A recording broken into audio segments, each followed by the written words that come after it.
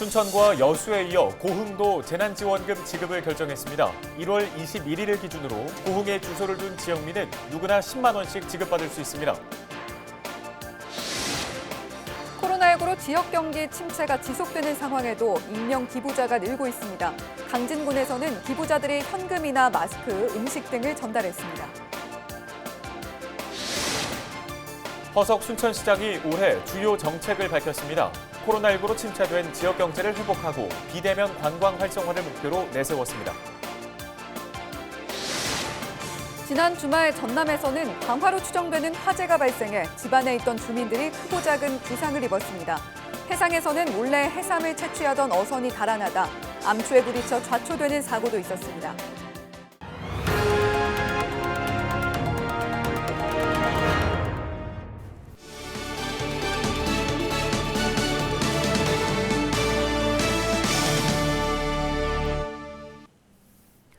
시청자 여러분 안녕하십니까? 헬로티비 뉴스입니다.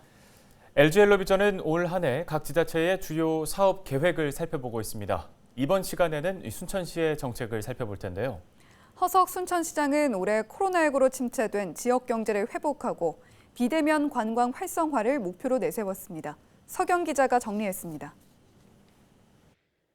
전국 최초 사회적 거리 두기 2단계 격상, 그리고 전국 최초 낮술 금지 행정명령.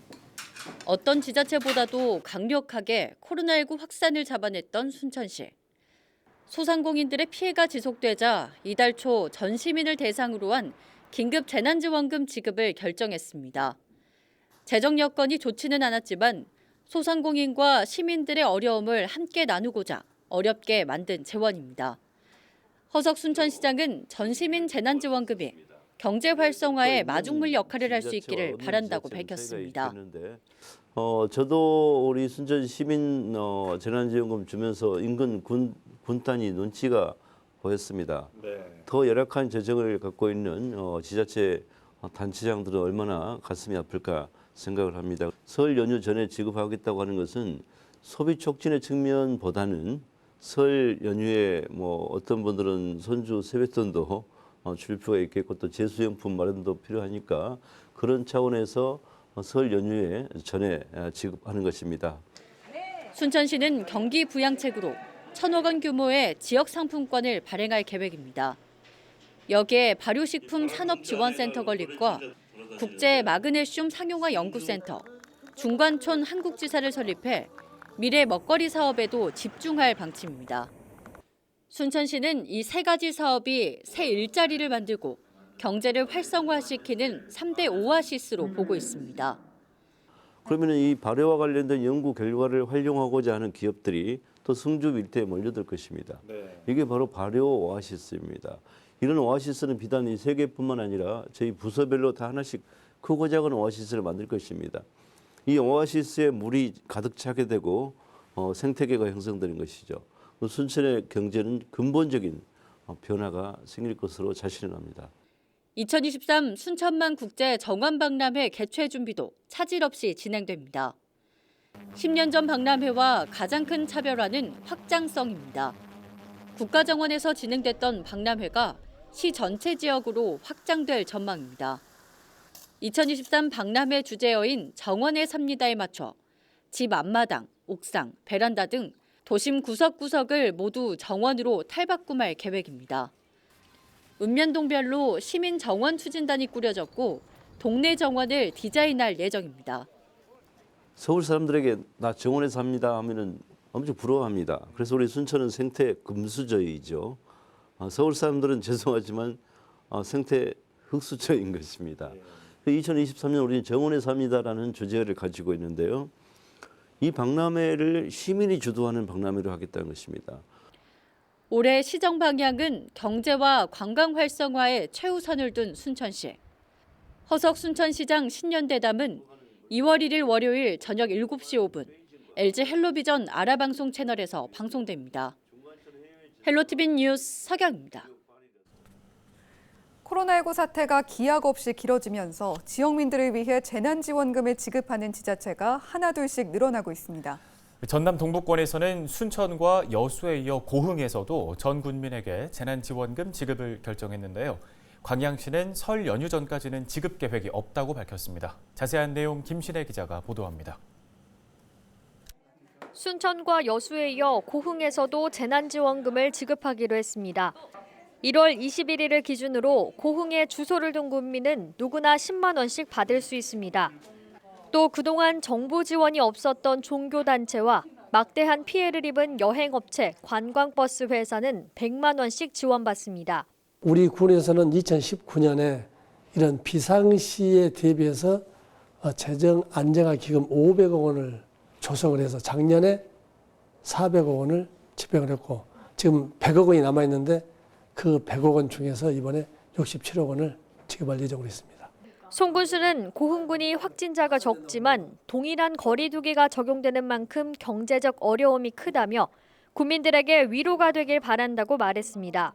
고흥군은 설 전까지 65세 이상에게는 현금으로 그 미만에게는 지역사랑 상품권으로 재난지원금을 지급할 계획입니다. 한편 지난해 5월 전남에서 가장 먼저 1차 재난지원금을 지급했던 광양시는 아직 검토 중이라는 입장입니다. 설 연휴 전까지는 지급 계획이 없다고도 밝혔습니다.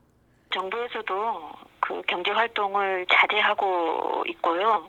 소비를 촉진하는 정책은 이제 방역에 혼선을 줄 우려가 있고 우리 시 같은 경우에는 지금 정부 4차 재난지원금 지급 상황을 보면서 사회적 거리두기 2단계가 완화가 되고 그다음에 지역경제 활성화에 도움이 되는 시기가 되면 그러면서 1인당 30만 원 지급이라는 일부 온라인상 이야기는 정해진 사실이 아니라며 지급 금액과 방식 등은 광양시 의회와 협의해 추후 종합적으로 발표할 계획이라고 덧붙였습니다.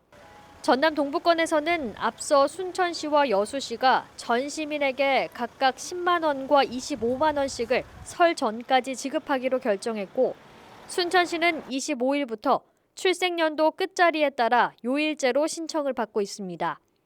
헬로티비 뉴스 김신혜입니다.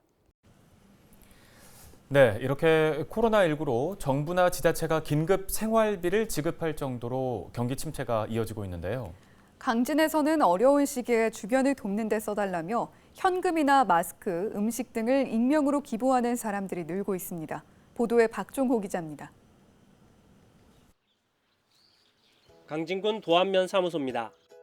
최근 익명의 기부자가 나타나 현금 200만 원을 전달했습니다. 지난 18일 오후 5시쯤 중년의 남성이 면사무소를 찾아와 지역 인재 양성에 써달라며 돈 봉투를 건네주고 떠났습니다. 남성은 이름을 밝히지 말아달라며 당부하고 면사무소를 나갔습니다. 우리 강진군 청소년들의 그 교육 문화를 위해서 적지만은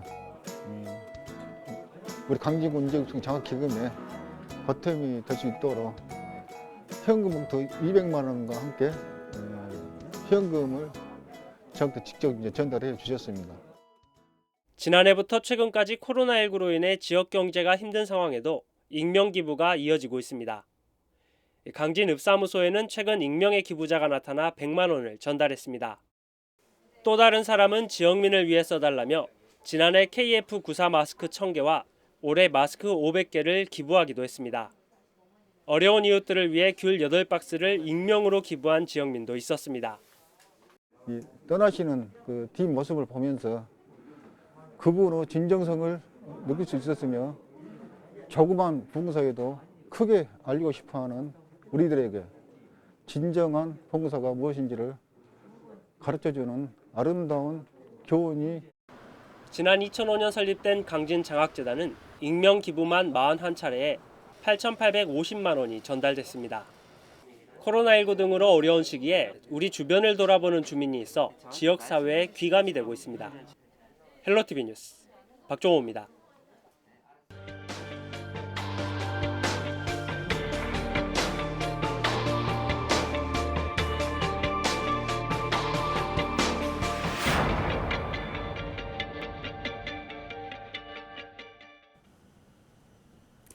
지난 주말 전남에서는 방화로 추정되는 화재가 발생해 집안에 있던 주민들이 크고 작은 부상을 입었습니다.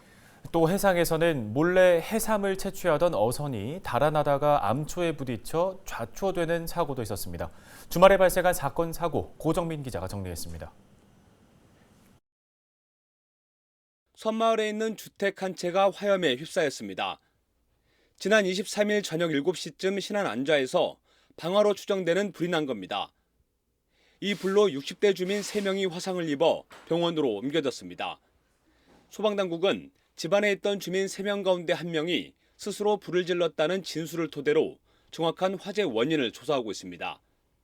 본인이 그렇게 말했다고 목격자들이 진술을 하는데 방화 추적이지 어떻게 불을 냈다는 것은 조사 중에 있습니다. 늦은 밤 어선 한 척이 해안가에 정박합니다. 지난 25일 새벽 12시 반쯤 불법 조업이 의심되는 어선을 쫓다가 좌초돼 해경이 구조에 나선 겁니다. 선박이 좌초된 곳은 장흥 회진면에 속한 장제도 인근 해상. 여수에서 장흥까지 추격전을 벌이다가 썰물대 수심이 낮아지자 선박 2척이 암초에 걸렸고 쫓기던 선박은 침몰했습니다. 해경은 현장에 경비함정과 구조종을 급파해 어선 한 척과 어민들을 무사히 구조했습니다. 12시면 엄청 어두운데 고속으로 갔다가 또 물때도 공선적으로 돼 있어요. 그러니까 장까지 와버렸는데 지리도 모르는데 그냥 멈춰버린 거죠. 이제. 불법 조업이 의심되는 선박은 당시 여수 등량도 일대에서 해삼을 몰래 채취한 혐의를 받고 있습니다. 해경은 도주 과정에서 침몰한 선박을 조만간 예인한 뒤 정확한 사고 경위와 불법 조업 여부를 조사하기로 했습니다. 헬로티비 뉴스 고정민입니다.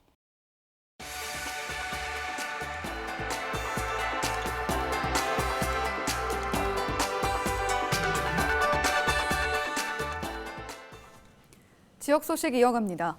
목포 지방해양수산청이 지역 사설 항로 표지에 대한 점검에 나섭니다. 목포 해수청은 개인 소유의 항로 표지 142개를 대상으로 허가 사항에 대한 이행 여부와 시설 관리 상태, 법정 예비품 보유 등을 점검할 계획입니다. 또 점검 과정에서 소유자나 항로 표지 관리원들의 고충을 듣고 제도 개선 사항 등이 있는지 확인할 예정입니다. 사설 항로 표지는 선박 안전을 위해 해상 공사구역이나 해상 구조물 표시 등 해상에서 기상과 풍력 자원 측정을 위해 개인이 허가받아 설치하는 항로 표지입니다. 완도군이 해조류 바이오 특화 관광 콘텐츠 개발에 나섭니다. 완도군은 해조류 양식과 활성화 물질 추출 과정을 체험할 수 있는 해조류 탐험 프로그램과 진로 체험 기회를 제공하는 해조류 바이오 과학자 캠프 등을 운영할 계획입니다. 특화 관광 콘텐츠는 오는 4월까지 프로그램이 개발되면 5월부터 시범 운영됩니다. 완도군은 해조류 산업에 대한 적성 탐색과 관심도를 높이고 진로와 창업에 좋은 정보를 제공할 수 있을 것으로 기대하고 있습니다. 광양사랑 상품권을 구매할 수 있는 판매처가 오는 27일부터 늘어납니다. 광양시는 농협중앙회 광양시 지부, 지역 농협지점 등과 업무 협약을 맺고 판매 대행점을 27개소로 확대해 운영한다고 밝혔습니다. 상품권 종류는 5만 원, 10만 원, 50만 원 세 가지로 10% 할인된 가격에 구매할 수 있습니다. 강진 다산박물관이 다음 달 22일까지 정약용 선생의 유물을 공개 구입합니다. 구입 대상 유물은 다산 정약용 선생과 직계 혈족, 제자 등과 관련된 역사적, 학문적 보존 가치가 있는 다양한 종류로 유물 매도 신청서 등을 준비해 다산박물관을 방문하거나 이메일로 접수하면 됩니다. 접수된 유물은 구입위원회를 거쳐 감정평가위원회 심의와 불법 문화재 검증 등 절차를 통해 최종적으로 구입이 결정됩니다. 광양시가 설 명절을 맞아 우수 농특산물을 할인 판매합니다. 판매 품목은 매실 가공 제품, 곶감, 새싹삼, 광양빵, 잡곡류 등인데요. 이번 행사를 통해 소비자는 우체국 쇼핑몰의 광양시 설 브랜드관과 남도장터 설 명절 기획전에서 농특산물을 최대 29% 할인된 가격으로 구매할 수 있습니다. 전남 체육인들의 인권 보호를 책임질 전남 스포츠 인권센터가 문을 열었습니다. 스포츠 인권센터는 전남체육회관 3층에 마련됐으며 앞으로 체육인들의 인권 보호는 물론 체육계 비리 개선을 위한 활동을 하게 됩니다. 특히 체육회관 1층에는 스포츠 성폭력 등을 포함한 인권 유린 행위 등 비위 행위 발생 시 원활한 상담과 신고 서비스를 이용할 수 있도록 인권 우편함도 설치했습니다. 전남체육회는 센터의 독립성은 물론 전문성과 신뢰성을 갖출 수 있도록 적극적으로 지원하겠다는 방침입니다.